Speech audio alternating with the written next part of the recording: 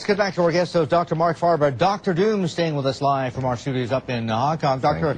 Faber, let's start clearing some emails because they're starting to back up. We've got a lot of people writing in wanting to ask you questions and to talk to you. This is Tyrone writing in from Missouri. He says, in the long run, don't you see inflation going through the roof in America and the dollar collapsing? What do you figure?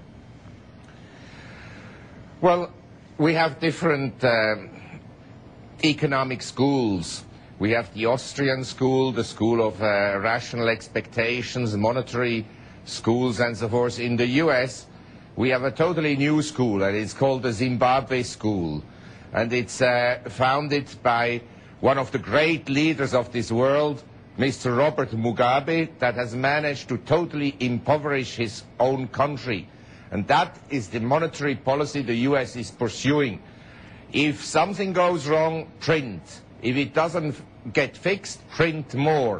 If it then goes even worse, print more. Okay, hold on here. You're not talking about 200% inflation, hyperinflation, are we? Well, not yet, not yet. But I think eventually, if I look at government debt in the US and debt in general, I think the only way they will not default physically on their debt is to inflate. And so I suppose that in the long run you will get much higher inflation rates than what we have now. The problem being that I don't see how the Federal Reserve will ever again increase interest rates to a level where they will be real. In other words, where you have real returns above the rate of inflation and where short-term rates are above nominal GDP growth. I don't see that coming. Okay. And so eventually we will get inflation. Look, if the government, if the Feds, if policymakers in the U.S. are getting it so wrong, here's the other part of Tyrone's question as well. It says, is America potentially going to become a third world country, and therefore is gold and silver going to go through the roof?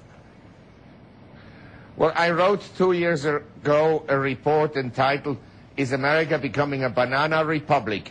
And there are some features that characterize banana republics, totalitarian states, very strong government intervention into the economy, and the polarization of wealth. And we have all these trends occurring in the US. We are not yet there, and in theory it could be reversed, but I doubt it will be.